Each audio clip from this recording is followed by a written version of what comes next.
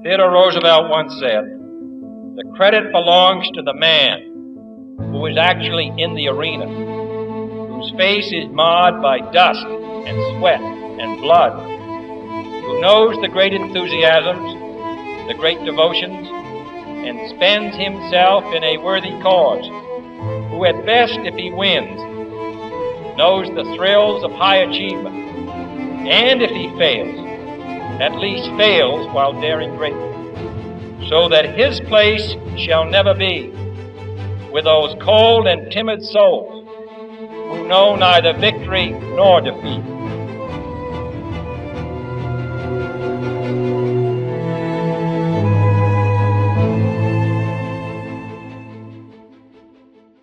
Are you gonna do some?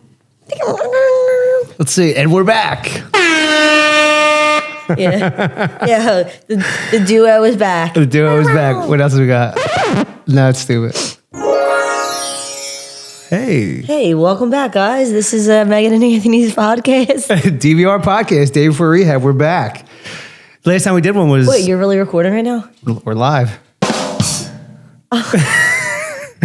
I thought we were doing something just to like practice what we wanted to do. Nah, we're just gonna go. I see. So we did the one with Gerardo and Amanda 2 months ago, and the last one we did together was 3 months ago, beginning of the summer. Oh yeah, it was our last vacation. Our first vacation. Our first vacation. Yep. Yeah. So I wanted to do one together because I like to check in with my wife. It's been a great summer. I feel like. I feel like we've done so many things since I got out of rehab, and we talk a lot, but we don't say much when we communicate. So I like doing these podcasts together because like we actually have conversations, and like I feel like they mean something. Yeah. You know? What do you mean we? Well, we share about our day. We never really get into too much depth. Both so busy with life. It's really just me complaining all the time about my anxiety. But I complain how tired I am. This hurts, that hurts, my head hurts. Yeah. I might have cancer on my lip. Yeah. What would you do if I died? If I had $1 for every time you said I feel sick, I would never have to work again. I know, but I'm not making it up though. No. It's funny because you're my wife, and I love you more than anything, but I could still hear you say I feel sick and just be like, oh, no, you're not. Stop bitching. Yeah, I get it. So what was summer like for you? It's our first sober summer in a while, in 6 years. Yeah, it's a long time. Summer was good this summer. I feel like I can't complain. I mean, we enjoy the shore as much as we could, which of course I love. Mm-hmm. And we got lucky. We had a few cancellations, which sucks, but also a good thing because we were able to manage to make it down there a few days that we didn't think we'd be able to get down there. So that's always nice. And those impromptu vacations are the best. Yeah, it's my favorite. It's all right, I'll work a couple 12-hour shifts. I think the last time it was 9 days in a row I worked to have one Tuesday off. Yep. But it was all right because I knew, I'm going to work really hard, and then, I get to enjoy my little mini getaway. So it's all worth it. I never mind working the long hours and the days knowing that I have something to look forward to, why I'm working them. Yeah. I think always having something on the books makes your job and your life a little bit more manageable. Yeah, definitely. But you're a tad bit annoying only because you'll be counting down the days before vacation. I count down the days before vacation. I count down the days left on vacation. It's sickness that I know. have. I was never like that. Now I'm you've rubbed off on me with that. When it's Tuesday, I'm all right, I still got Wednesday, Thursday, Friday, Saturday left. Yeah. Or if it's Thursday, I have all Thursday, all Friday, and then we got to leave Saturday. Yeah. So you've rubbed off me a little bit too. Instead of just enjoying though, even though our vacation doesn't always feel like a vacation because we're nonstop. Yeah, it's a lot. I mean, we have a routine. We wake up, we walk the dogs. I go to my meeting, we go to the gym, we walk the dogs again. Then you're on the beach and you're back and you walk the dogs again and you go to dinner and it's bedtime. I know. It's we just got on the beach and it's say 12 o'clock and you're all right, well, what do you want for dinner? We literally just maybe had breakfast. Yeah. Yeah. Well, this is good because, when I was in treatment, I made a couple goals, 4 goals for the year. So I think this is a good time to talk about it. One of the goals that meant a lot to me was doing a CrossFit competition with my wife. And we did that. Yes, we did. And that was fucking terrible. Terrible. The training was cool, but the day of was tough. It was a long day. But we did it. Yeah, long day, but it felt so fast at the same time. Yeah, it's weird. It's almost like vacation. It's like long, but it feels so it's like I fast. feel like I just got there and I was just so tired and just wanted it to be over. And then I'm like, oh shit, it's over. But we trained our butts off for it. You trained your butt off for it? I trained my butt off for it. You trained for it. It was a good time. So that was one of the goals I made. Obviously, get a year sober. We just had 10 months on August 28th. I was gonna say, yeah, not like 10 months, August 28th. So, we're still on track to get the year. That's the biggest goal. The other goal was take 8 classes at Drexel this year. I just registered for 7 and 8, so we're on track for that. And then the other goal was to read 13 books in 1 year. Failing miserably at that. I read when I can, but that seems like a lot of books. Well, it's doable, but I got to read a lot for school. And I think that just it's too much. I think you were reading on the beach on our vacation, and I was like, oh, Laura had given me this one book about dogs, like their behavioral issues, and she's like, Meg, it's a quick read, 30 pages. This will kind of give you a little bit of a background of what the type of dog Barkley is. And I was like, yeah, okay, I got this. Yep. So, I was on the beach. I think I read 3 pages. That's enough. And then I was like, I'm done. My brain hurts. I'm going to take a nap. I think I took a nap. I got up. You were still reading. I think I might have read maybe 3-4 more pages of that. And I was like, all right, I understand what this book's about. I think I'm good. Yeah. It's funny. It was probably a first grader could read that book in a day. Well, for me, you gotta I gotta be in the zone and in the setting to not only read but to comprehend what I'm reading. Yeah. You know what I mean? You could read at any time, but if you're not in a position mentally to focus and comprehend what it is that you're reading, then you're just fucking wasting time. Well, it's kind of funny because I feel like since for 8 years, you've been in and out of school, right? For those 8 years. Yeah. The beginning of our relation, when we were new, you were in school, took some years off, but you were always doing something, right? And I haven't been in school since I was 17. I haven't had to do anything like that in a really long time. So for me, when I want to read and something that I need to read and understand and comprehend, like you said, my capacity of that is I don't have it. Well, it's like practice. It's so practice. Hard. And if I'm trying to understand fully what I'm reading, it takes me that much longer to read because I'm really concentrating that I'm reading. Well, it's funny you say that because I think part of the reason why I was able to do so well in school once after I got out of treatment was because I read so much in treatment. I probably read 6 or 7 books in treatment. So you gotta, it's a muscle. You gotta exercise your brain. Yeah, so my brother always says. Yeah. He's like, I'm gonna give you 5. He calls them what are the words? He says something. I don't know. Dude, your brother's the man. He's just read 5, learn 5 words. Is it a week? It can't be 5 words a day because I'm not gonna remember it. Yeah, we gotta get the toilet paper that has a vocabulary word on each sheet. Yeah. So, look at this word. What's your word in your butt? That's a good word. I'll be having a hard time probably pronouncing some of the words that he's. I'm I probably wouldn't be able to pronounce half the words that he'd want me to learn. I would need to hear it. Yeah. Right? And next cards were always my best friend. I was, seeing it, writing it, reading it as I was writing it. And it was almost kind of that works for me. Mm-hmm. Mm-hmm. But the book you were reading what was it about?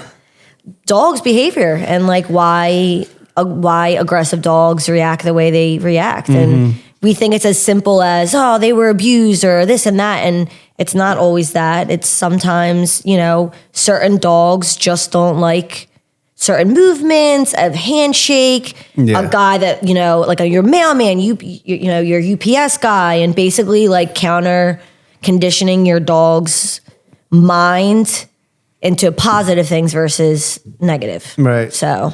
Yeah, so I think we did the podcast. We did it in June, so we must have just gotten Barkley. So we got Barkley the week after Mother's Day, so we've had him for a little over 3 months. And, a little backstory, Barkley was in a shelter for 2 years. Prior to that, they found him tied to a pole. He's a 65-pound pit bull mix of some sort. I feel like he's gotten a little bit more husky since Yeah, we've gotten he's him. probably closer to 70 because he's been eating good. And, or close to it. Yeah, but this dog, 90% of the time, he's the best. And then 10% of the time, he's the fucking worst. And he's tried to attack me multiple times. A couple really serious, a couple just like either in the cage freaking out or behind the gate freaking out. And, you know, it's definitely put a lot of tension on our marriage. We're in a good place now. I think the past 6 weeks, we've actually really managed it well. Yeah, just because I know there has to be at some point an end for us to be like dealing with this, right? Like you don't love it, No, like at all, and I don't love it either. I just feel like I took on a responsibility, and I think I want to just check all the boxes and do everything that I possibly can to, I guess, know that I tried every what's that? I can't think of that one thing I want to say. I don't know. Oh man, I hate when that happens. I don't know. Exercised all options, exhausted all options. Yeah. Before I give up on the dog, and I know if there was one more incident, literally, like that was my end for us really figuring out how to handle the situation. And I think that's why it's been like so good, because I'm like, don't do this, don't do that. He's got to go here. He's got to go there. We're managing a tough situation. The last time he tried to attack me was the scariest of all. We were down the shore, and every morning I would walk him. I would take him to the bay. You know, he knew what bench we were going to go on. We'd sit on the bench. We'd look at the water, and we would just chill. We did that. Later in the day, I walked him again. We get back home. We're getting ready for dinner, and then you had a shirt that ties on in the back. Yeah. And very casually, you walk over to me as Barkley's laying on the ground. Hey, can you tie the back of my shirt? Typical dude. Took me like 30 seconds to figure it out. But as I was trying to tie it, something triggered in Barkley, and he fucking lunged at me, ready to kill me. And the only thing that saved my ass was that I had a pillow under my arm. I grabbed the pillow, I shove it in his face. He takes the pillow, and he's like, brrr, and he fucking demolishes the pillow. And like any strong, masculine man, I ran out of the condo, scared to death. And people will probably hear that, like, you fucking pussy, like, you let your wife, like, this fucking dog loves my wife more than I've ever seen anyone love anything. So, that was in the back of my mind when I ran out of the condo. And that was it. We called the trainer, we're bringing him back. It was the end. And we decided against it. Yeah, I think it's because, like, just kind of how you always said, it's like in an abusive relationship, it's so bad, right? Yeah. Well, I not that I want to downplay domestic violence. It's obviously very, very serious, and it's not something to joke about. But the way I describe it, jokingly, is it's like being in a domestic violent relationship. Like your husband might be aggressive with you, and you're totally caught off guard. I can't believe he would do this to me. And then he's nice again, and then you forgive him, and you love him again, and then he does it again. Yeah, you forget how bad it was. You forget how bad it was, and he does it again and again and again, and at some point, enough's got to be enough. And that's kind of, I'm the battered wife in this situation. He just fucking loves me, and then he attacks me. Yeah, that wasn't the last one though. That was the worst out of all of them. And then he tried to get me in here too. Yeah, I agreed. I'm like, okay, I understand. Like that was really bad. It could have been, we reached out to UPenn, with the doctor that we had talked to for Barkley, and the only option would be, either the one person that we trust that had given us him would either find something for him, or we'd have to put him down. And you were just like, I don't know if, I don't want to put him down. Yeah, neither do I. I don't want to get bit. I don't want to get attacked in my own house. Even as recently as last night, he got really excited behind the gate, and I just spent the whole afternoon with him. And people are like, what are his triggers? Nobody fucking knows his triggers. Nobody knows. There's not one thing that we can point out, except for that one time on the bay where he was focused on my hand. Yeah, it's literally never looking at you in the eyes. Like, it's always the hand. Like, even with me when he's in the cage at nighttime, like now we're just kind of used to, like, he gets a little wild at night. Mm-hmm. And he was just the other. I think we were down the shore. He was staring. He wasn't staring at me. He was staring at my hand. I'm like, Barkley. I'm like, it's me, buddy. Like, why are you doing this? And he quickly jumps out of it. But you don't know. Well, it's crazy because he has these eyes that are the softest eyes, and the only thing that I think we can really hone in on now is that the eyes change. Yeah. When he's in a I don't know if he's just gets a different look or displaced something. or disoriented. Where we can kind of tell we need to refocus him immediately because his eyes change a little bit. And now we have the gate. We keep him behind the gate. We never let him roam free in the house. I mean, I do when I'm home. Yeah, well, when I'm not around, and even me. I think I could do that with him when you're not around. But when you're around and we're together, it's any one wrong move and he's gonna fuck me up. Yeah, it's so weird. It's scary. I get scared. I still get scared. I'm fucking scared. I know, and everyone listens probably like you guys are. I mean, I know everyone that I talk to about this thinks I'm crazy and like you are. Definitely. We should have given it back. Yeah, for sure. But I don't know. I don't know what it is, and I talked to my mom about it, and I feel like I'm not saying that I don't respect your opinion and whatever, but if my mom literally was like, all right, Meg, you gotta get rid of Barkley. He's gotta go. Then I would know that I need to get rid of him. I don't know what it is. Even my mom kind of has gotten a connection with him, and she's still petrified. I mean, she spends an hour plus in the morning. We always walk him. We meet my mom, and you and I meet my mom pretty much every single night for a nightcap walk. Mm-hmm. And he pulls me to my mom. He knows my mom's house. My mom brings him water, high value treats, and he just sits there and he gets he's got this fixation. He's fucking nuts. Yeah. He looks scary. He's fucking nuts. Yeah. We always joke if somebody came in to rob us and we let him out of the cage, he'd probably kill me before the robber, but the robber definitely would get killed. The robber would be done. Yeah. It would be bad. It would be bad. If you opened the cage and I was hiding under the bed, then I could probably get saved and then he'd kill the robber. Yeah. But then you'd have to be the one to let him out to kill the robber. Well, that's what I thought. So I'm I would just let him out. Anthony, stay back. You know what I mean? While you hide underneath the bed. Yeah. And then I'll let he could be the perfect, I don't know if it's a attack dog or whatever. Guard dog. Yeah. But it's weird though, because people walk by and he doesn't even acknowledge people. Doesn't acknowledge dogs, doesn't acknowledge people. It's if someone walks towards him and he gets shocked or he's taken off guard, then he snaps. Yeah. But if we're walking down the street, people are walking towards us. He doesn't even maybe a quick little glance. Yeah, no issue. Yeah, no. I said I do these sniff spots with him, and there was one Wednesday that I randomly had off. And it was a pouring down rain, and my mom, I looked at the weather, and the weather said it was going to clear up from the time that I had rented this person's yard. You can rent people's yard, whatever. Yeah, sniff spot. It's awesome. And it's like Airbnb for backyards for dogs. Yeah, I went all the way to Malvern, and I'm like, okay, I think of Malvern, I think rich people, big mansions, nice houses, and this yard looked nice. So my mom was just I don't know if I want you going up there by yourself. I don't really like it. I said, Mom, I'm fine. I have Barkley. And this person out of all the sniff spot, hosts, this was the most concerning because there was no contact. I was messaging them and they weren't responding, and they finally responded and they were they want to meet you before you go in their yard.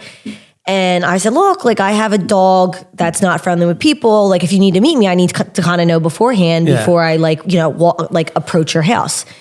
And they didn't respond, but it was the time that I had rented, it was kind of going in that time frame. And I was I'm just going to go in, whatever. And this guy who started approaching me, he looked like Charles Manson. And I pulled up, I called my mom. I was like, this spot looks so shady, so weird. It's making me feel a little uncomfortable. And she's like, I knew it. So I'm like, I'm fine. I'm going to go in. I'm already here. I drove an hour. I'm doing it. Mm. And Barkley was excessively jumping on me, was making me uncomfortable that he was jumping on me that much. But I'm like, well, maybe he sensed something. Yeah. But I said, I called my mom. I'm like, I never would have been in there if I had Frankie. No. But I have Barkley, so if someone comes in this yard and tries to do anything to me, Barkley will kill him. I'm like, I have my. Oof. I know. I spelled that too. I think it was Tucker. I have Barkley, so if that gives anyone a little idea on, I basically have a killer attack dog who loves you. Who loves me. And he's not sure how he feels about me. Yeah. Yep. Well, enough about Barkley. We started this podcast, I guess like 8-9 months ago. Yeah. Right. So, this for me has been the best 10 months of my life. Not waking up wanting to drink, not having to deal with that. But, what's it been like for you? I mean, I know we checked in June. What was the summer like for you? Having a sober husband. I feel like we connected. I feel like, I always say my beautiful wife, and I feel like we have a great marriage. And what's it been like for you? I mean, good. I mean, you had a little bit of a rough patch. Yeah. In like July. Yeah. When I kind of talked about, I was pushing hard on the, school and what life's going to look like after school. And so you were a little, I felt like some of your motherfucker. Old characteristics were coming out. You asked me at least twice that I remember if I was still sober. Yeah, because just some of your things. We had a conversation right before my mom had a 4th of July party, and I said I feel like I'm back to be afraid to say something that's going to piss you off and you're going to blow up. So that and I had gone out with my girlfriends. And that was another time you were a motherfucker. I was. Oh man, that little bit of yes, that weekend you went out with your girlfriends. There was the closest I felt like I wanted to drink since treatment. I was having a hard time, not because you were going out with your girlfriends. Yeah. It was the culmination of work and school and just trying to do too much all at once. And I haven't felt like I wanted to drink at all prior to that point or since. But that weekend I wanted to. I had a very vivid thought to wake up Monday morning to, get some shit from the tobacco store to take the edge off, and who's going to know, and no one will know, and I'll just not tell anybody, and that'll be that.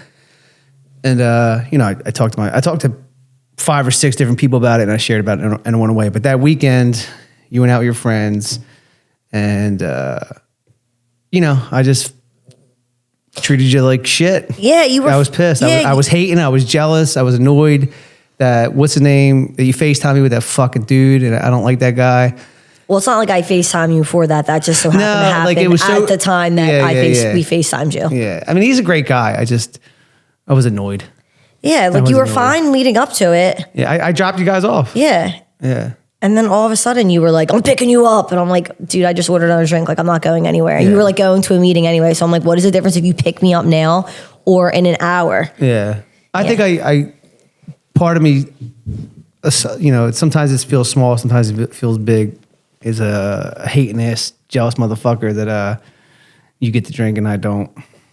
Yeah. Yeah, but it's I hide it well. Yeah, and it doesn't bother me all, like this past weekend. It didn't bother me at all. Didn't bother me at all. Like when we were down the shore, it didn't bother me. Sometimes it does, sometimes it doesn't. I don't know. It's hard to explain. Yeah, you were so, the last time that I had gone out, I'd say, with my friends has been such a long, it's been literally probably a year. Mm. I haven't seen my best friend Autumn since October, actually when you were in rehab, and I wanted to go out and grab food and drinks with her, just nothing crazy, but she wound up being with two other of my girlfriends, and I just wasn't in the state of mind that I wanted people to know that you were away. Mm-hmm. So from October to July, I haven't hung out with her. I only see her when I do her hair, which is every 8 weeks. Yeah. And, we were all looking forward to it because, we don't get to do it a lot. All my friends have kids. I'm the only one that doesn't. And, Saturdays, I'm rarely off on a Saturday, because of work. So we had this plan for forever. Mm-hmm.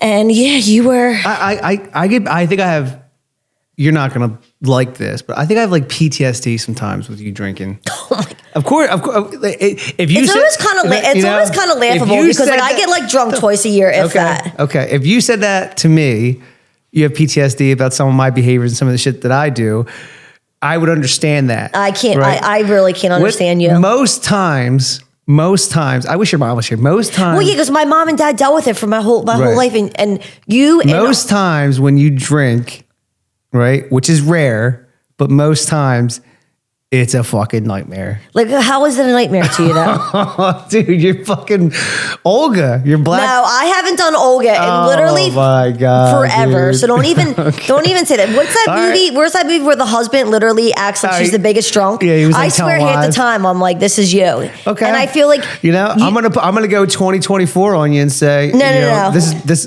is my truth. No, I have to disagree with you because I feel like if I came home to say Olga, like you say, which I mean, in our 8 years of marriage, you might have seen like maybe twice. Get the fuck. No, dead serious. Okay. Because I really don't think you've ever really seen Olga, like really, ever. Okay. Okay. Yeah, I actually could probably bet my whole. Shut up, Anthony. Shut up, Anthony. Yeah, me saying shut up, that's not Olga. Okay. How about this? I know. Get my mom on here or get my dad on here or half of all my friends will tell you who Olga is. And me saying shut up, Anthony is literally not Olga at all. I guess it's just hard to process sometimes. You just don't want to deal with me drunk. No. And I feel like you could deal with it now. But the times before, if I came home, since you were so nutty and crazy that you couldn't handle it, at that time.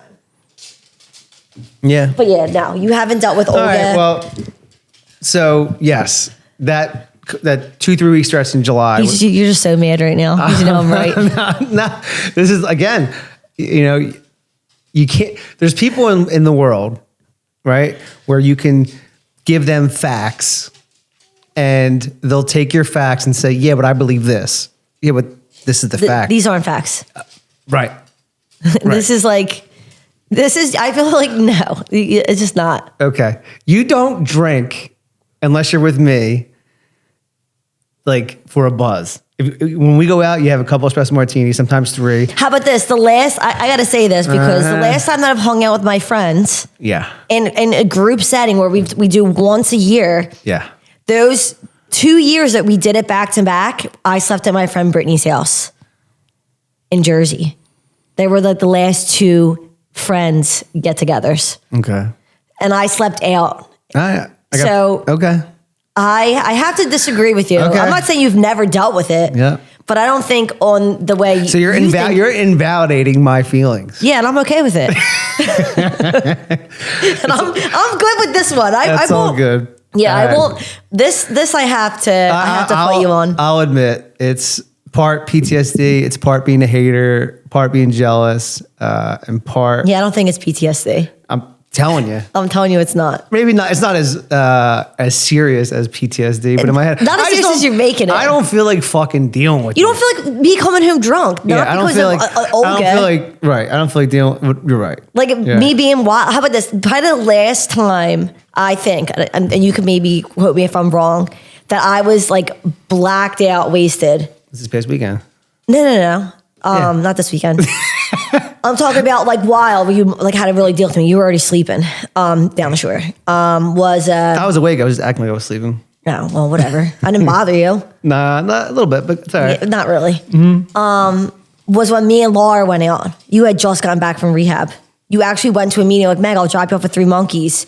And I was like, I'm not going to go. You weren't even going to go. I wasn't even going to go. And then Laura was texting me, their friends were texting me, and they were like, come on, just come out. Yeah. Don't be a loser. Yeah. And I was like, all right, come on. I'm like, Don't be a loser. Get fucking wasted with us. yeah, but I wasn't when I left 3 Monkeys. Yeah. And then Laura wanted me to go to some Christmas, not Christmas party. Yeah, it was Christmas. Some like, I don't know if it was like after Christmas for my brother's friends. Mm-hmm. And then we pulled up. Laura had ordered like 4 Surfside teas for herself. She go, all right, well, we won't go, but can you just come and at least have 1 drink with me? And I was like, fine. But I was so hungry. And I'm like, all right, well, I'll order Dagwoods. We'll go to Dagwoods. We'll have 1 drink. And we wound up like blacking out. Yeah. I don't remember coming home. Yeah. Like, yeah, that was probably like the last time I can think of besides this weekend. Well, but I'm saying like further, like in your sobriety. Let's add a little bit more context to it. All right. Let's just start from most recent. Now I went home at like 9:00 last Sunday, and you stayed out with Gonzo. Yeah, till like 11:30. Till like 11:30, which is actually like not late at all. No. Some of the things that you did that you forgot, right? You lifted up some poor girl's skirt at the bar with her ass and her thong hanging out, right? You forgot about that till you got reminded of it. You know, it's like one of those. There's like these memes on Instagram that it's like, if you met me when I was out, that's not me. Deal with the what is it? Deal with so and so. I get it. Yeah. You peed in a bush. Okay. Right. So that's most recent. Now let's go back a little bit. But your friend peed in a bush too. Okay, much different for a guy to whip his dick out and piss in a bush than some girl to let it all hang out and pee in a bush. I guess. You Double know, standards. Double standards. Double standards. Let's back it up a little bit to the time with Laura. Right? Mm-hmm. You came home from Dagwoods. Yeah. In a shirt that basically was a fucking bikini top with bottom boob hanging out. Right? And that's how you were hanging out at Dagwoods for a handful of hours.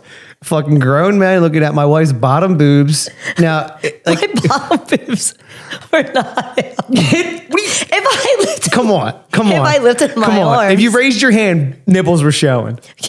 Right? So she walks in the door and I'm like, that's what the fuck you were wearing? Now, like, I always talk about this, like, even if my dad, God bless his soul, would say to me, Aunt, we got to talk. I saw Meghan cheat on you. I wouldn't believe it. I'd be like, you got a fucking tape?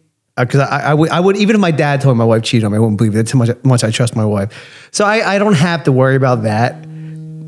But when you come home with bottom boob hanging out and you're in a blackout, like one can only guess what the fuck was going on at the bar. Well, if you want to backtrack, Laura, started talking to these women, and I had to get her away because she was so drunk. And then I don't know, I ordered one Cosmo, and the one Cosmo just hit me so hard. And then I have pictures with a mom and a daughter, so that's where my night was. I'm sober. I'm in AA, and I would not be mad or feel any type of way at all if you were out and about and like took one Adderall, like just to level out a little bit. Like one of the things my wife and I used to talk about. Our friends are when they do drink, which is rare now because everyone's older with kids, they get blackout drunk. They're fucking wasted. I'd never seen anything like it before in all my years of life of partying with people. Nobody does drugs. Nobody does uppers. Nobody does nothing. They just drink to oblivion. I'm like, why wouldn't you do anything? Like nobody takes Adderall. It's fucking crazy. I mean, when I was like 21, but not now. Fucking wild. That would make me feel so weird the next day. Like that, my heart would be racing. Well, yeah, that's been like my life. Legit like 8 years, and that was Vegas the last time I did, and I did not feel normal. I remember that. We just started. We went on our first date already, or we were about to. I don't think we went on a date yet because it was like 4th of July, and I don't think we didn't go out until like. I forget. No, maybe we did a track workout or something. Yeah, like whatever. Yeah. Nothing like big. Well, all right. So the summer has been good. There was a blip. Definitely a. Anthony being Anthony in July, and we worked out of that though. Yeah. What else has life been like for you? Good on this journey. I feel like we have such a good routine that like A doesn't get in the way. None of our jobs get in the way. We just kind of have this solid routine that works for us. I look forward to the weekends, honestly, every Saturday and Sunday. And then it's like now wedding season is coming, so now I'm not gonna have any Saturdays off for like the next like 5 months, which sucks. Yeah. And I'm working Sundays. That's the thing that sucks when you work the Sundays because it's the only day we have together. Like only like full day. I hate working Saturdays. Like now that I worked yesterday and like coming home at like 3:30, I felt like our whole day was gone. Yeah. And now that winter's coming, that like it gets darker out, I get like less motivated to want to do anything or go out. I'm glad we went out to eat because if I came home and was like, all right, well, I want to chill, I never would have like wanted to get up to go out to eat. Yeah. So we just like have to do our date nights like we normally do, like on a Saturday, and just set up. Sundays are like I have to say like my favorite day. Like it stings to work a Sunday. Yeah, because we wake up early. I get us coffees. We go to the gym, and then the rest of the day is ours. Yeah. Yeah. I'm not looking forward to like the season change. I think it has a lot to do with sobriety, and I'm just not looking forward to it. I think I just get like this at the end of every vacation and Sundays, like, I start this job on the 16th and it's like, I'm nervous about it. I have all this anxiety. The season's going to change. It's going to be colder. It's going to be darker. It's like, I don't know. I've just been sharing about it a lot lately. I just have so much anxiety lately. It's fucking crazy. Well, I do think you, like you said, like, certain days you struggle more than others, and vacation's hard because we're on like such a high. Yeah. And our getaway, literally felt like the longest / fastest like vacation. Yeah. But like I was happy that I worked yesterday. You know what I mean? Like knock the cobwebs off. Yeah. Like I worked the previous Saturday. We got done actually relatively early. And then like it's so crazy. I feel like you rub off on me because I almost feel like a little guilty on Saturday that we had gotten down there so early and we decided just to like stay in and not do anything. We got down the shore at like 3:30. Yeah, we unpacked. We didn't do anything. I blame myself because of it being Labor Day weekend and me feeling anxious about the dog. Yeah. Like getting down the shore, like just my anxiety of like getting there. Like I enjoy the shore so much, but now having him has made it like a whole lot difficult and less enjoyable for me because of like when it's busy season and there's people in our condo complex and looking out the door and make sure no one's coming out. Is there anyone around the corner? And like these are all thoughts that like go through my head leading up to vacation, and it stresses me out and gives me anxiety. So I'm like, I don't want to go anywhere. Like we made it in the condo. Like we're good. You know what I mean? So I kind of blame myself a little bit for us not doing anything on Saturday because I just am so anxious to. Because of the dog. Yeah, because the dog. Yeah, he causes me a lot. He causes me a lot of anxiety on Mondays. I have to say, I feel like my Mondays have been just full of just ugh. So I can't. When you say you have anxiety for multiple days, I can't even imagine what that feels like because having anxiety every Monday or two days out of the week is the worst feeling ever. Yeah, my anxiety, somebody once told me it has nothing to do with a drink, but it has everything to do with the drink. My anxiety comes in, when vacation's wrapping up, and a lot of times on Sundays. I always get anxious for the start of the week. And, I create this monster in my brain where Mondays are going to suck. And, by the time I wake up Tuesday morning, it's gone.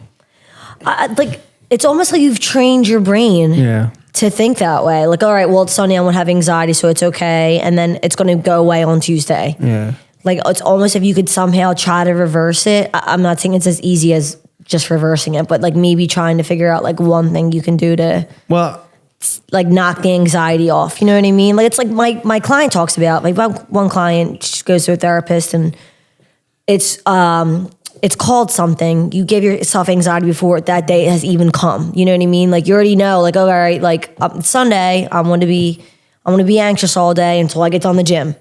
And then you get done the gym and you feel better and you're off from a high and you go to your meeting and we do our routine. And then I'd say at some point you get like a little like, It's tough. My therapist and I, like we talk about it. Like there's things about myself that I can't pinpoint why they are the way they are. And one of the things he tried to get me to do is list all the things that I'm grateful for when I pray, and eventually just saying the words. Like I just say the words, right? I just say the words I say I'm grateful for. I'd always be like this. I'm grateful for my wife. Yeah, so I say the things I'm grateful for in the morning and at night. It always starts with my wife, right? Because she should have divorced me a million times. My sobriety, my family, my job, my education, my health, my animals, and I list them off like that. My therapist says, if you say the words, eventually you'll feel the words that you say. So and he tells me to do that and to list all the things that all the evidence, he says, that my life is a good life. And if I can remember why my life is good and all the positive things in my life, that will help me with my anxiety. That makes sense? Because the anxiety comes from like the fear of Monday, the anxiety that something's going to go wrong. It's really hard to put into words because I still can't explain it. Like, why I get so much fucking anxiety for no reason. Like I shared about it at the meeting this morning. A couple guys shared how they have big egos while at the same time they're like super insecure, and like that's me. Yeah, I think you come off like not really who you are. I think you're insecure. You don't come off like you're insecure, but I definitely think you struggle with insecurities, not thinking that you're good enough. And I think having a really good job and having, you know, I want to be rich and I have this and I have that, like for like almost like some sort of like validation that you like made it. Yeah. But like, I don't know. It's so weird because like you're not that like that either at the same time. Like from an outsider, like me being like your wife, like I don't think you come off like that. But I like think what? Just like having a big ego. Yeah, like I don't think you look like you come off like a dickhead so long as you're like always busting chops, but like not like ego wise. Like there's some dudes that just have a big ego and I'm this and I'm that. Like I'm a man. Like I don't think you come. I'm off not like that. No, I don't think you come off like that. But I think inside, you need those things to feel secure or like you made it or like validation that you're like something. I don't know because it's weird because I don't think it's something that you show. I think it's something you struggle with in my mind. Yeah, like you like let it consume you. Like so I was at the Ocean City meeting one day this week and I shared just some things that are going on with work and my career and how some exciting things are going on in life and and how I'm projecting what life's going to look like if things go a certain way. And what he said was, he's like, that's your ego. He's like, that's your ego inside thinking that you need to do X, Y, and Z or be Frankie. Or you need to accomplish certain things for validation, like you said. And like, I don't even know where it comes from. Like everything on paper in my life would indicate that I'm doing a good job in life. And yet I feel like I'm nowhere near where I should be.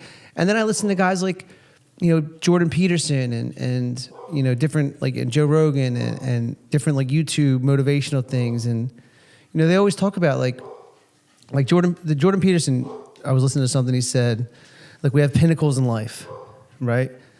When you get to the pinnacle, when you get to the mountaintop, he's like, don't stay there too long because then you'll get complacent. As soon as you get to a pinnacle or a mountaintop, you need to identify another pinnacle and another mountaintop. And he says you need to do this for your whole life.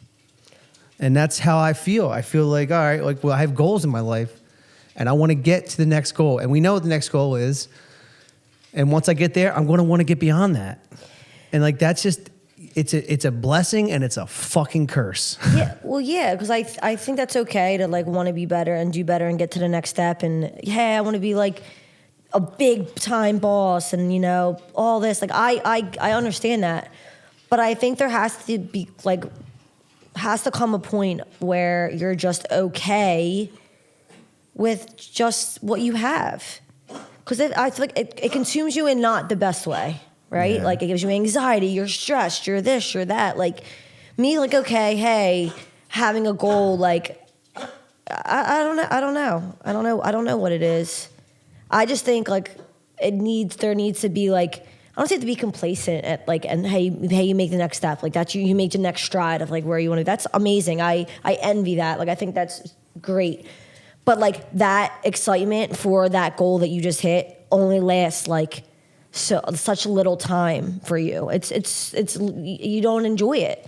No. Because you just don't enjoy it. Like instead of just being like, oh shit, I worked so hard to get here. This is fucking amazing. I'm doing so well in life. It's almost like you beat yourself down. Like, okay, well, it's not the best. Like then I gotta get to the next. If it didn't consume you the way it consumes you, then I would be okay with you always wanting to be better and get to the next step and be a boss and blah blah blah. Like I get it, but I don't think it consumes you in the best way. But don't you think it only comes out on Sundays? And the end of vacations, like no, I think I don't think it comes out. I might notice it more just on those weekends. It's the most time that I spend with you. Do you get what I'm saying? Like by the time you get home, it's 7:00. I'm not done work until like after 8 on a average night, 8:30. Mm-hmm. I see you for just a little bit of time. We talk, and even if I even feel like talking, sometimes I'm just like, dude, I'm in a mood. Like I'm drained. I don't feel like talking. Right. But I just think because they're the 2 days that I am like actually around you to see. Like you're you're just disconnected sometimes, like on the weekends. And it's not because I feel like you're disconnected from me. I think you're disconnected in life because your mind is running about other things instead of just like my mom said, instead of enjoying the moment, like, hey, I'm eating breakfast, down the shore in the second home that I own.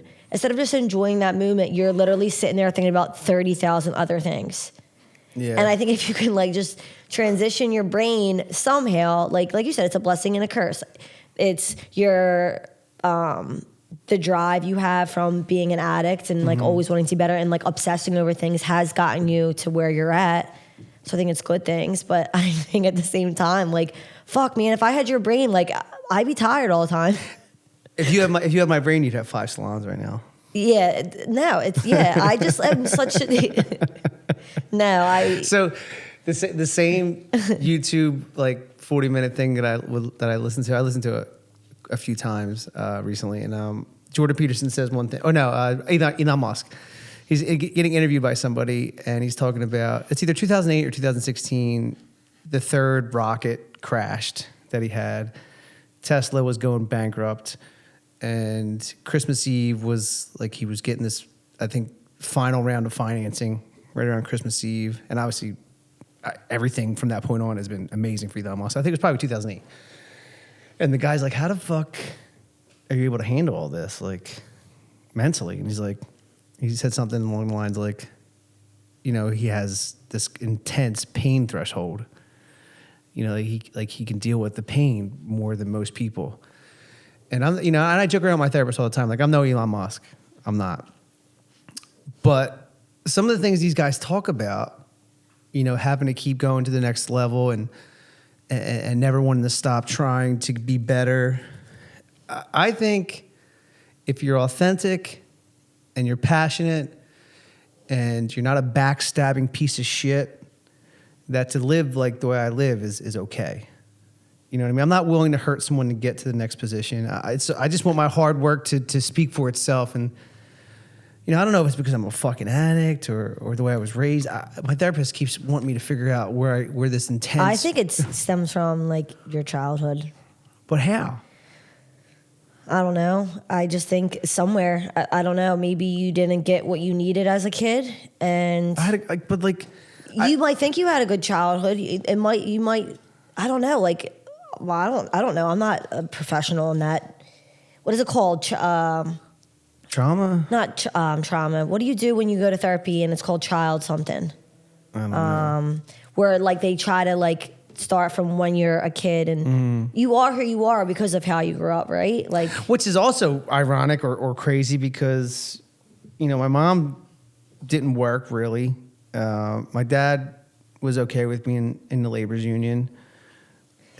I just am totally different. And you've always talked about how come my dad's life and him being like this or that. Your dad was just chill and okay with it, and you just never could grasp why he was okay. Working the job that he did, lived in the house that he lived in, and I always just said he's okay with it. Yeah, and there was nothing wrong with it. He was content having a couple bucks, a good meal, a pack of smokes, and watching the film. And I don't think there's anything wrong with that. I just think it's everyone's goal in life is different. And listen, I envy, and I said to you, I'm a hard worker. Yeah, I work long hours and all that, but I'm not still willing to do maybe a little bit extra to get me to the next step. Well, here's the crazy part. I wake up every day.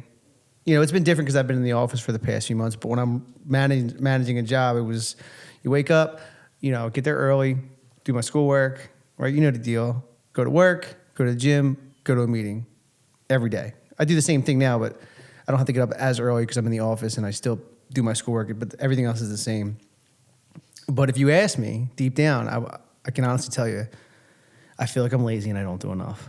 It's so nuts. But it's okay even if you were lazy. Okay, so you had a day that you don't feel like doing schoolwork. I don't think that's the end of the world. Or a day you want to skip the gym and, hey, I want to watch some TV before. There's nothing wrong with that. The last 2 classes I just had, I kind of fizzled out in the end. I did, graduate school is funny.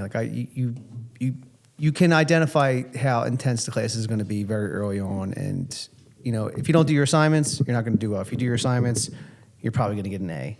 And I never not do my assignments. So I definitely got an A in both these courses, and I really didn't do much, I feel like. And I was starting to feel a little guilty about that. Like, am I wasting this opportunity while I'm in graduate school to learn? Like, I learned a lot this quarter, but I don't know, man. It's tough. Sometimes I just feel like I'm just not doing enough. Yeah, it's your brain. It's fucking nuts. It's fucking nuts. Oh, you just take half of mine, and I'll take half of yours. I wish I had the simplicity of your mindset because it's beautiful. I think my mom and dad are like that too. Don't you agree? Yeah, well, your dad definitely. Your mom's kind of like, she seems like she's all over the place a lot. She stresses herself out a lot. And your dad's just kind of like, whatever, dude. If I have to work 100 hours a day, I don't really give a shit. I'll just work 100 hours as long as I get a fucking cheesesteak. I'm cool. Yeah, like just like I have to say, like my dad appreciates like the small things in life. Just like you said, like Friday night, that's his pizza night. If you want to get a cheesesteak on a Wednesday, he works all day. He's like, oh man, I'm getting my best cheesesteak on like Wednesday. Like, like they're the small things that like I'd say he enjoys. And I think my brother Dylan's like that and could live a really simple, like live in a shoebox in the middle of nowhere, have like limited access to like having to deal with people. Yeah. Right? But like he's got a crazy mindset like you too. And like that always worries me. Like, so if you ask me, your brother does whatever it takes all day, every day. Yeah, your brother, in my mind, dude, he don't you agree? Like he's nonstop, all in on his career and learning and like all day, every day. I mean, literally swear probably 7 days a week, 22 hours a day. Yeah, like the Elon Musk joke that I said earlier, like, I know I'm no Elon Musk, but I think I have amazing ability to do some crazy things. Like he operates under, he's a math guy, right? So everything with him is like time under tension. Like he works hard every single day because statistically shown that if you work as much as he does, the likelihood of success increases. Yeah. And nothing will get, and that's how he raises his son.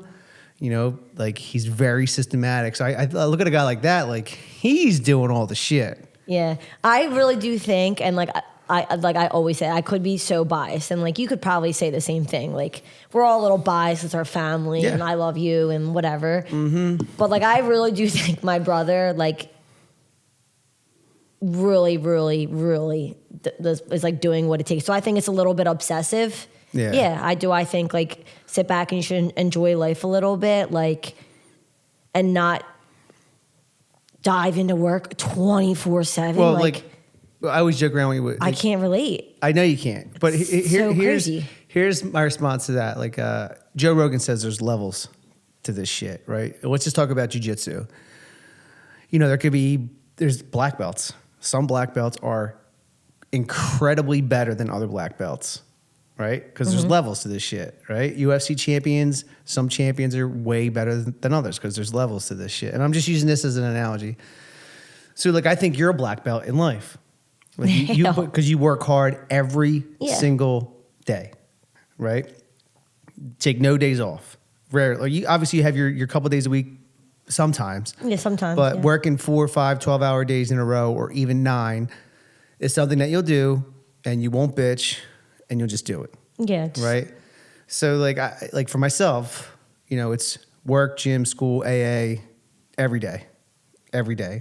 I don't bitch. I just do it. Yeah. And then it's your brother who is 90-10 work, maybe 95 to 5% Agree. work to enjoying life because he has a goal in mind and he's going to do whatever it takes to achieve the goal, right? So when I compare myself to someone like your brother, like, am I really working hard? Am I really working that hard? Yes, you're right there. I just think you will kick it back and relax and watch an episode of TV where he's just like Yeah. But I don't think he's working 20 like all the time either. I think a lot of times he's like on YouTube. Well, he's always reading shit that I know that has nothing to do with work. Yeah, like so I don't like half the time. But I really do feel like if someone were to go against him, like with like facts, like just say like politically, like you know what I mean, like you know wherever I think he's an independent anyway. I think he wanted to vote independent the 1 year, and but like I think he would be able to like shut some people up because he actually like knows he's not very talking. well read. Yeah, he's not talking out of his ass. Like you know, I just had a not an argument, but a discussion with someone about politics at the gym, and I think both of our arguments were based on feelings and emotions. Where Dylan, your brother, that's not an argument. There is no such argument in his mind that can be made based on feelings and emotions. It's facts. Yeah. And you know, like I can never argue with anyone with that because I don't know what the hell I'm talking about. Yeah. I can't say shit. Like who Yeah. am I to argue? I can't argue with nobody. Right. Like I can maybe give my opinion on a situation, but like I don't back up facts. I think I said something to him one time, and he was like, "Well, this is why this wouldn't work." And sometimes he like just I get lost, and I'm like, "All right, dude, like just." Dude, I've been in school forever. You know what I mean? I'm in my second grad program, and I talk to Dylan sometimes, and I'm like, wait, I'm a fucking idiot, dude. What is he even talking about, dude? Yeah, this is like off subject, but on subject. So we have an ongoing thing, Anthony and I, with me beating his sister in butterfly, right? Hold on, let me finish. Stroke. This has been an ongoing thing for years. So how long has it been since your dad has passed? 3 years. 3 years. January's 4 years. January will be 4. So 3 years ago, because we were at my house for my birthday, this is where it started, you know?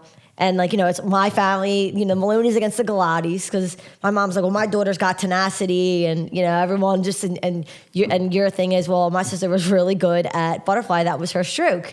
So I don't even know how it even got brought up again, but it's an ongoing thing where Anthony thinks that she's going to beat me in the stroke. And I'm like, no fucking way. Like I swam too. It's not like, you know, I'm but butterfly was her stroke. That wasn't your stroke. But I'm not coming out of nowhere and just being like, oh, I'm a good swimmer. I can swim. Like I actually, like our family was like legit. Like the family in SKS, we were like, for swimmers, we were. I swear to God, like if we weren't going to be there, like I was either the starter or the finisher in relay races. For as tiny as I am, like I always wanted to win. I was competitive. You know what I mean? Like I might not have the physique of, you know, your traditional swimmer because I'm short, but like I always wanted to win. Like, what's this have to do with anything? My brother. I call my brother because you literally were like, no. And I'm like, Aunt, like I will murder your sister. I might not murder her, but like I will. If it's touch to touch, it's going to be really, really close. And I don't even think it's even going to be really close, but you seem to think so. Whatever, back your sister up, whatever. So I had a call for backup. So I called my brother, who he's got statistics, and he was like, "Well, what?" He did. He went right science on us. Yeah, he's like, "Well, when's the last time you swam?" And I was like, "Well, we swam," because he's like, I joined like I guess like a YMCA close to where he lives, and he was like, "Dude," he's like, "I did like 2 laps," and I was like out of breath. And I said, well, me and Anthony were, you know, we wanted to do an Ironman a couple years ago, and then COVID happened, and we were like legit, like biking, running, swimming, like following a program. Like we were in it. We were going to do it. Yeah, COVID happened and whatever, and we kind of lost our drive. Everything got shut down. Yeah, it just was just like whatever. And I had we were cycling a lot at the time, and we were like, oh, wouldn't it be awesome if, you know, we did this. So my brother broke it down like statistically and like just like he's like, well, how tall is she? Yeah, like the weight proportion. And he was like, well, how tall is she? And like, she'd have to work 30% harder than you because she's a little heavier than you. And I'm like, but everything he argues is based on scientific facts. You know what I mean? It's like, all right, dude, we get it. Can you just tell us what you really think? He said something else too. He said, I'll put what did he say about my money or whatever? He just said some percentage or something. I don't even know. I forget. And then I'm like, all right, I got to call my dad now. And because like, I thought, like, I know. Yeah, and your dad's a nice guy. I know my mom's a rider, so she'll just save me regardless. Like, even if she thinks I'm going to lose, she might go like, Meg, I don't know if you got this, but I'll say you got it, right? Yeah, And my yeah. dad, I was actually shocked. He's like, I don't know, man. Yeah. So anyway, we really got to set. This has been like an ongoing thing for the past 3 years. There should be like a legit. Oh, date. my brother was like Olympic pool. I said no, just the run of the mill 25 meters, dude, not an Olympic. I don't know if Olympics is 50 meters. Well, I guess however long a pool is. The Y, at the Y. Yeah, that's not Olympic size. Might be. I'm not even sure. I don't know. I think it's just 25 meters. I think the Olympic pools are 50. Yeah, I don't know. I have no idea. I just remember like So one lap was 25 or something. Side note, my excellent swimmer of a wife thought she could beat me in a race, right? Freestyle sprint. And what happened with that? Touch.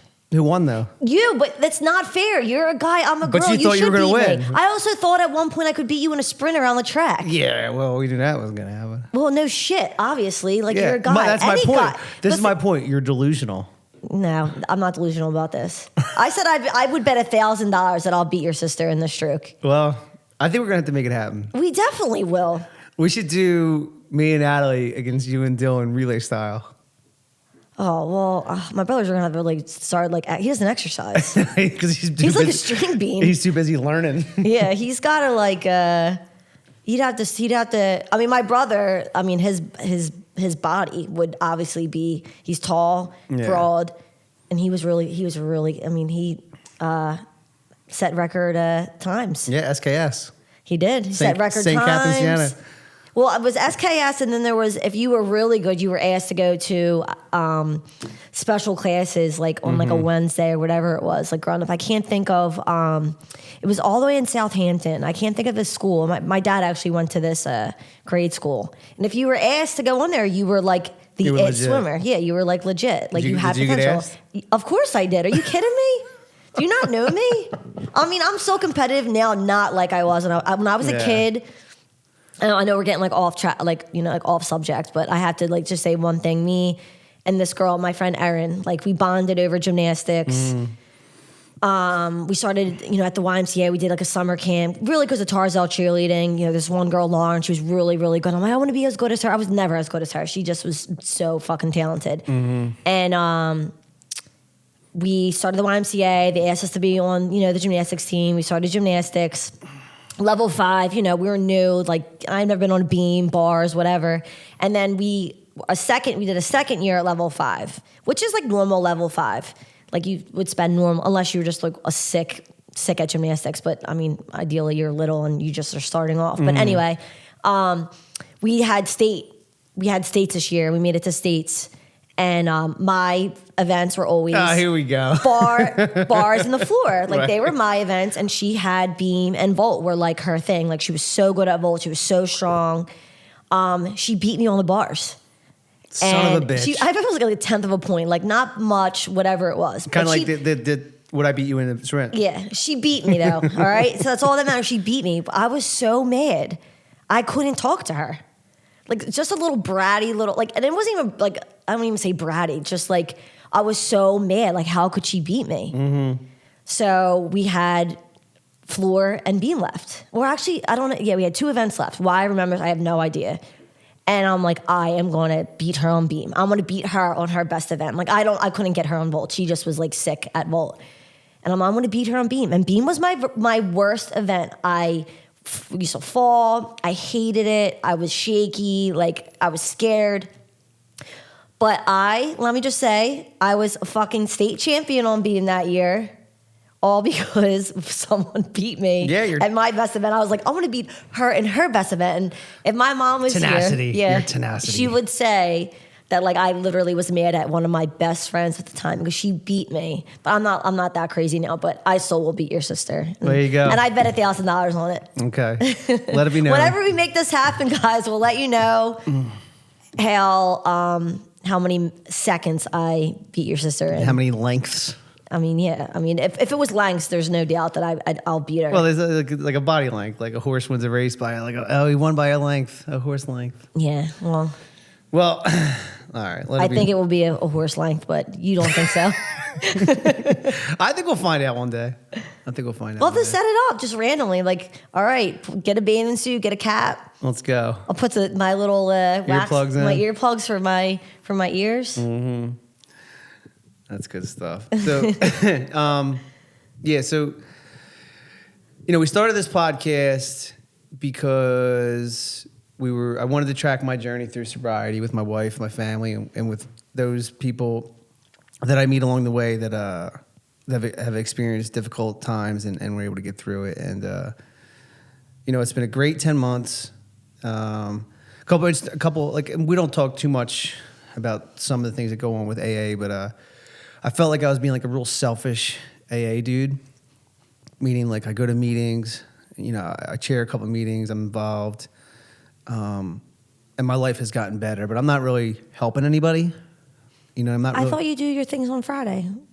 No. But I'm not I'm not. Yeah, I chair the meeting on Friday, but that's a huge thing, though. It's like a commitment, right? It's a commitment, yeah. And it's an honorable thing for me to be able to do at this place, my home group. But there's not really many people that I like actively try to help them along their way, like people have done for me. So I started praying about this.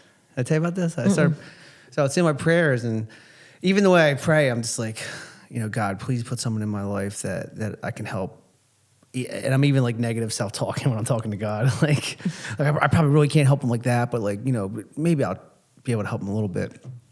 And then I would pray about this, and I out of nowhere, I told you the counselor from... Oh, we were on the way to the shore. Yeah, the counselor from rehab reached out to me like, hey, there's this guy getting out of treatment. She's like, what's the word I'm looking for? Mentor?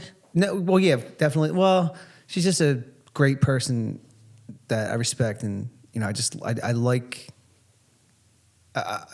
being sober, and I like talking to her because she helped me get to this point. But she had like a feeling in her gut, like some intuition that this particular person and me would gel, and that I might be able to just help him navigate life after treatment. Literally prayed for it. And then she sends me a text, hey, I think this guy and you would get along really well. Would you mind talking to him? And then he called me when I was in treatment and you were there. And, I just, we text every morning, and same thing with the other guy, Anthony, that was on the podcast. We started texting in the morning, and I don't know if I'm helping people at all. I don't even know what that looks like, but praying about it and being able to communicate with guys that are maybe struggling, like, is something that I've never done in all the years of trying to get sober. So, like, and the point I wanted to make, like, with the prayer, I prayed about a situation with work. I prayed not for the outcome, but I prayed that I would perform well and show that I was capable of doing the job, and I did that, right? And like, you can't. It gets weird. Like, sobriety's weird because, like, you get sober, and your whole mindset starts to shift from being a piece of shit to like this good person. But then as you kind of like transition into what a good person looks like, for me anyway, I don't even feel that I am a good person. Sometimes I don't feel like I'm good at my job. I don't feel like I'm capable of even helping someone. I feel like when I chair the meetings, people think I'm stupid. It's just like, it's so negative all the time. I think it's because you're deep down insecure, and it's something that's making you feel insecure because everything you're doing in life would show the opposite of all that. That's my therapist always says that. Like, look at the fucking evidence to the contrary. But it's hard. Maybe the drug, I don't know. Like, maybe the drugs just masked those feelings for so long, or maybe you took drugs to mask feeling those like that. Well, we started talking about like growing up, and my parents got divorced. My dad was on heroin when I was in high school. There was a time in 6th grade where I got bullied and picked on and had no friends, and like, I don't even know if these things matter. And I'm talking to the therapist like, I don't even know if these things matter. I don't think about them. I don't think about what my parents went through. I don't think about what I went through when I was a kid. I don't even think about it. But I guess it's there. But it's kind of like people that grow up in not so nice neighborhoods. They grow up and they become kind of their environment. They only are who they are because of their environment, whether it's good or bad. You know what I mean? Like, get what I'm saying? Like, just like gangsters, like in the hood. Yeah. Like they can't get out of it, and they're just that just becomes their norm. Like they, I think it would be like they say like abusers, right? Mm-hmm. Some abusers were abused and they become abusers themselves because of just this all they know. I'm not saying that's your case, but like those little tiny things of, being bullied, or like your situation with your mom and your dad and having some animosity with, your parents, like it maybe has caused you some insecurities, or maybe not having your parents there as much as you thought they were there. Well, or your dad was maybe not there as much as you thought, and your mom, going her way, and maybe you're reaching for some validation because you've never got it from your mom and your dad when you were younger. Well, like my dad, I did get it from my dad. Are you sure? I'm not saying it. I don't know. Doesn't make your mom or dad a bad person. No, but I don't think they're both great. It's kind of like, I don't know. Was it you that I talked to about getting good grades in school, or my therapist? Probably both. Like the only reason why I got good grades in school was because I was embarrassed to do bad. Yeah, like, and who even thinks about that when they're a kid? Like, I just was, as a kid in grade school, wanted to have good grades and wanted to be smart. I wanted to go to honors math and do all these things. Like, that obviously wasn't me. You know what I mean? I mean, I did. Well, we say I got it. It was in VGs. It was in VGs. But like my reasoning for that wasn't the same as yours. Like, and it's kind of sad that was even like where your head goes as a kid. Like, well, I could see if you had parents as if like, I'd say maybe more like my brother, like the pressure of if you don't get anything above a 90 or a 95, then you're like, you're going to be punished, and like having the pressure to get really good grades, because I don't think your mom or your dad were like that, right? No, I mean, my parents never really pushed. I mean, I always did well, so like they never had to worry. My sister was the one that was a fucking dumbbell. I was always a good student. Yeah, I don't know. But like, I talk about this with my therapist because I don't know where, like, I don't know if it's drive or if it's passion or motivation, because I feel like I have none of that. I just fucking go because, like, the one guy I was listening to, old school cowboy guy, he's the fucking man. He says, want's got nothing to do with it. I have a goal. I have a dream. Whether I want to do any of the things that I do, it doesn't even fucking matter. You just got to do it. So all the complaining I do about being sad or depressed or whatever the fuck, big baby, woe is me, oh, it's so hard to be me, that's all internal, but I still do all the fucking things. So like, and that's the beauty of sobriety, because like before I wouldn't do all the things.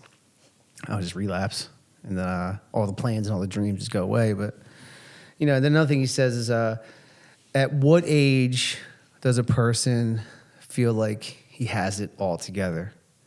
And he says, for us normal people, it takes time. It takes time. And in some situations, you never feel like you have it all together. And I don't know. For me, it's just like, part of it, like we joke around, like you want to have the biggest dick in the room. You want to be able to, that's my ego. I want to be able to show that my hard work put me in a fucking great spot. I always joke around that, my best is better than your best. Watch, I'll show you. And, but at the same time, like we said, I feel like, I'm not a good superintendent. I'm not a person that could help anybody. It's just negative self-talk. It's bullshit. Like I was talking to Tafe yesterday, and I told him about the story, how I prayed to put someone in my life to be able to help them. And he's like, dude, are you fucking kidding me? Do you hear the words that you're saying? I never heard these words out of you the whole time I've known you in sobriety. And even that, like, that doesn't penetrate my brain. There's no gratitude in that. That wasn't a proud response, or I didn't have a proud reaction to that. I'm just thinking like, I guess I am, And then I couldn't get a hold of Rich at first. And I was struggling yesterday. I was struggling because we just got back from vacation. I woke up late. I went to a different meeting. I usually go gym meeting, and I woke up late and I was just feeling off. And I talked to another guy, and I told him about work and the things that are going on at work. And he said so many nice things to me. He's like, he said something like along the lines like, in 5 years' time, dude, I think you're going to be like so fucking amazed by your life. I'm like, Well, I hope you are, because everything you're saying is saying the opposite. What do you mean? Just like, I don't know. Yeah. It's everything you do is good. I just don't think it's ever going to be good enough, and that's where like you need to like switch it off and be like, I'm okay with this is the highest I'm ever going to be in my career, and just accept it and accept all the things around you, and then try to do other things that maybe can get you to like another goal of some sort. You know what I mean? Like, say, like, how would you feel like if this is all you're going to be? You know, superintendent, you make good money. You know, years to come, you know, you only can build to probably a certain amount, right? You know, with the company. And what if that's your life? What if that's it? That would not be okay with me. But why? But that's where it is. Because like, there's more. There's more. Yeah, but there's more. And you're 100% right. The fucking guy I talked to yesterday, he's lieutenant in the fire department. He's like, yeah, I might make captain, I might not, but I don't give a fuck. I'm sober. I don't give a fuck, he said. There was a little bit of bravado to it because he's so proud of his sobriety. Like, I don't give a fuck. Captain, I don't give a fuck. Like, I'm sober today. That should be enough. And, I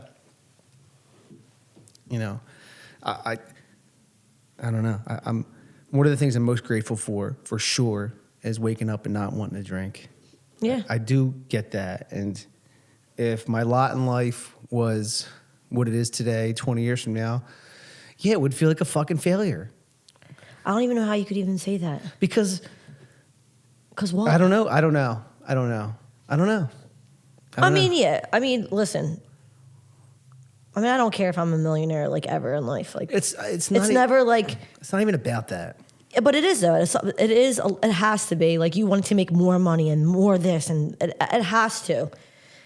I get like that sometimes. I get like that, and we've talked about this before. When we're down the shore, and we're surrounded by just money. Oh, it's the richest right? people. Like, it's just nice cars, and like, oh shit, what do they do? Like, oh, I can imagine driving a car like that, but in reality, do I actually give a fuck? I'm riding my car in until I can't, and then I told you I'm keeping it because it's eventually going to be a classic. I'm going to be 80 by the time my car's a classic, but like you don't care? Like, yeah, would I like those nice things? Sure. Am I willing to, like, you're willing to like give up and do certain things to get there, right? Like, maybe like your mental being, like, because it consumes you. But like, I'm okay with just having what we have and it being just that. Like, I would never look back and, we're in a good spot in a relationship, say in 30 years, and then you are what you are now, and say you never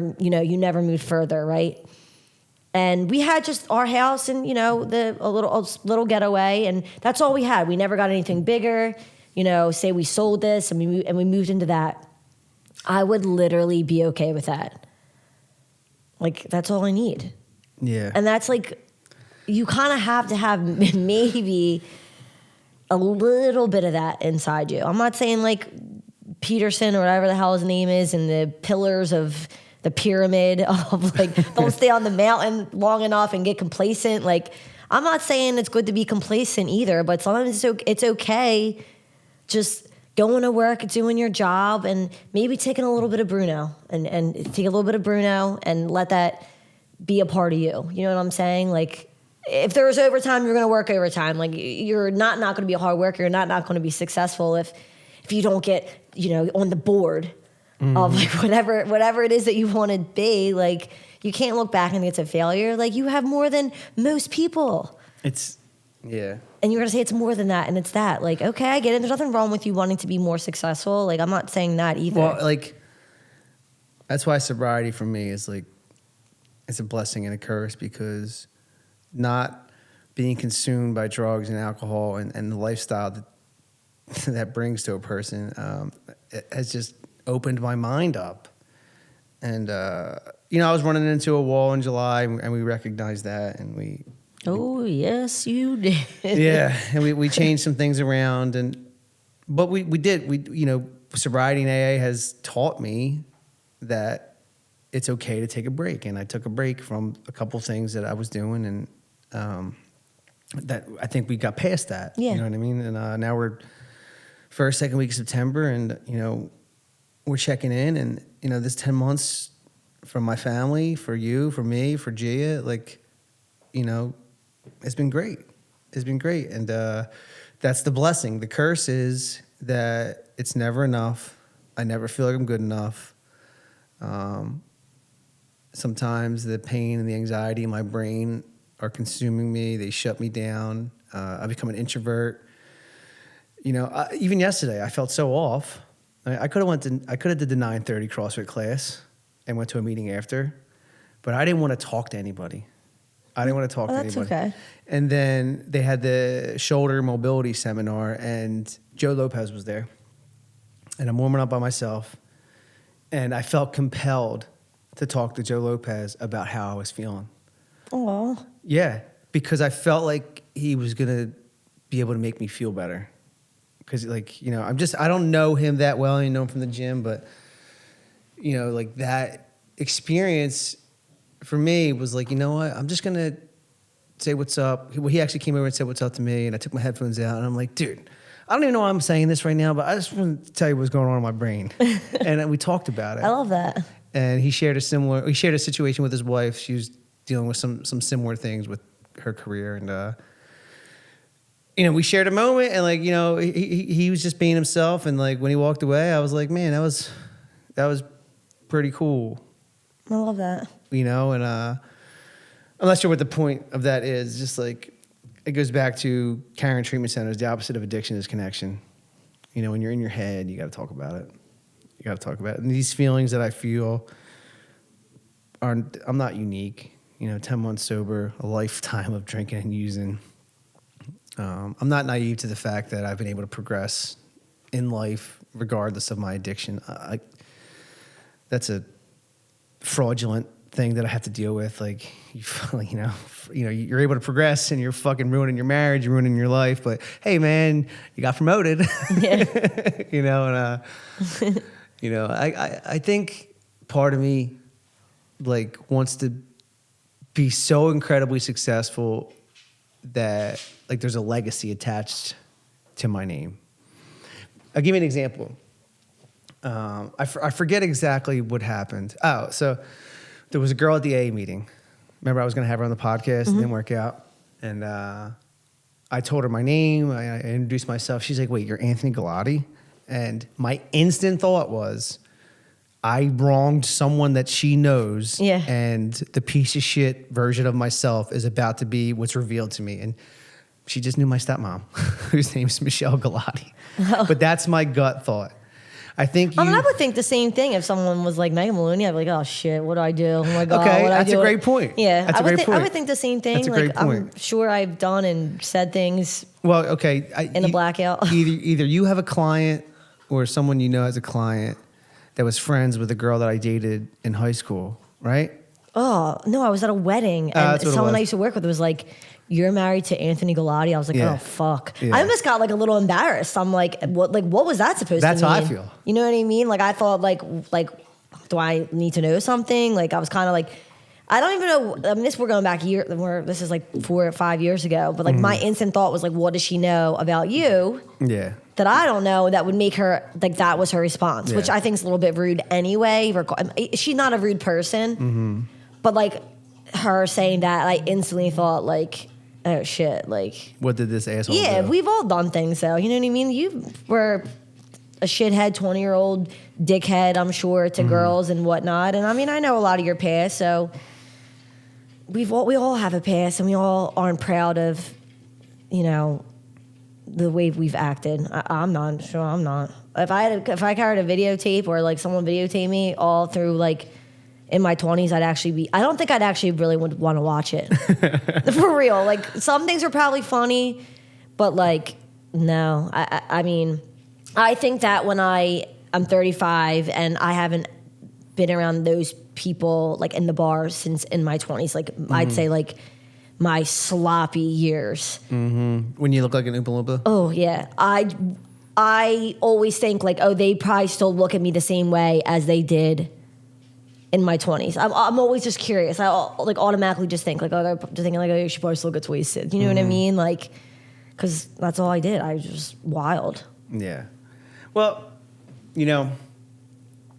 being sober this has been the greatest achievement of my life to be able to get the 10 months that I have. It's amazing. That's amazing. What's that guy's name that says it? Jesse Lee Peterson.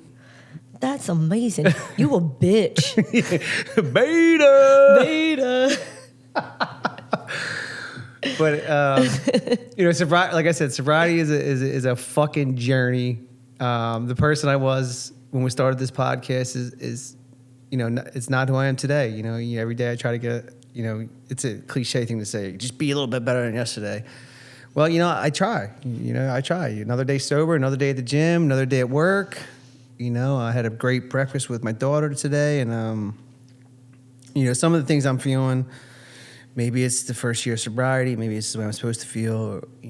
I'll just talk about it till it's fucking almost a year, which is like so crazy because it literally after like the beginning of October, because it happened mid-October.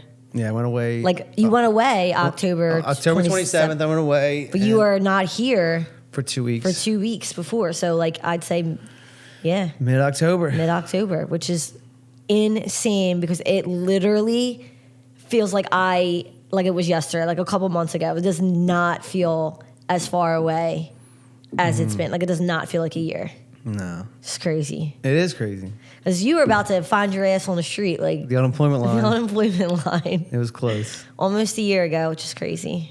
It is crazy. Yeah. And we went on, a handful of vacations since. We down the shore almost every weekend in the winter. And I love you. I love you too. And I couldn't do this thing. I couldn't do it without you.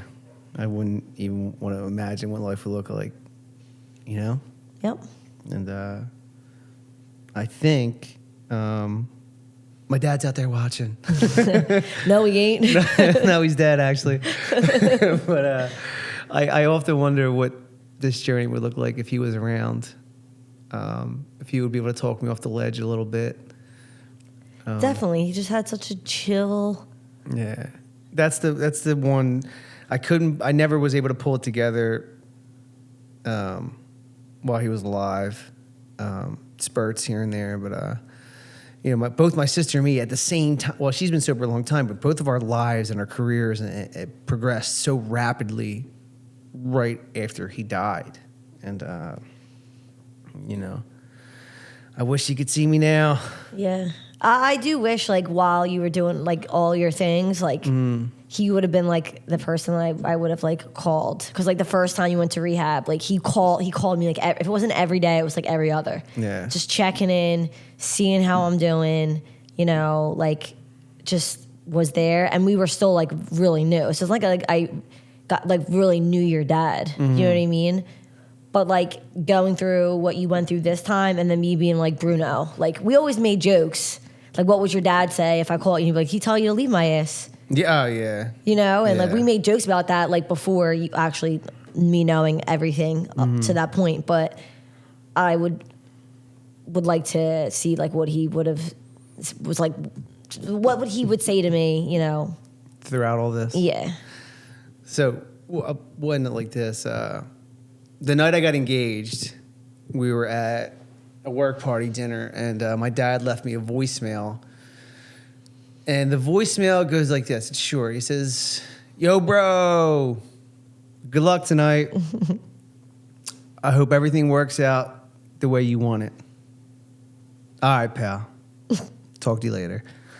And I had a really big day recently, and I played that voicemail before the day started, and miss that guy, and it's a shame that you didn't get to know him that well, and a shame he wasn't at our fucking wedding, and I got the picture of him, I got the tattoo of him on my arm, and you know, I don't know if part of the reason why I go so hard is because I want him to be proud of me. That was the one thing that I know he was proud of me. I know he loved me. And I just never really knew what he thought, though, you know, like, but we're going to keep going. You know, the goal is to get to October 28th, 2024. That'll be a year. And, you know, we're not going to stop there. And it'd be nice to do a podcast, me, you, my sister, and Gia. Love that. And celebrate that. Maybe we'll put up the poster of my dad behind us. You know, that creepy poster that used to scare the shit out of all my one client legit had a full-blown conversation like, hey, what's up? How are you? And then she comes up, she was like, realized that it was not a person. Yeah, I bought a 6 foot cardboard cutout of my dad for my daughter's high school graduation a couple years ago, so he could be a part of it. And you know, this guy definitely was the fucking man. He was the best. And there's no doubt in my mind that my dad could make a better breakfast than your dad. Yeah, okay, we'll fight about this too. Right, Come on, you know I'm tribal here. You're the most tribal. It's good for me too that you're tribal. You know, why are you still with him? Go fuck yourself. How about that? Yeah. My husband's better than your husband now, anyway. You know, so I love you. Thanks for doing this. I know sometimes this is a pain in the ass to do, but I love you. Love you too. That's it. That's it. Wrap it up. I guess I want to end it this way. Love you, bro. Yeah. We love you, Dad. I love all of you. We love you, Darnell. I love you too. Wow, that was nice. And I tell you what, let's go.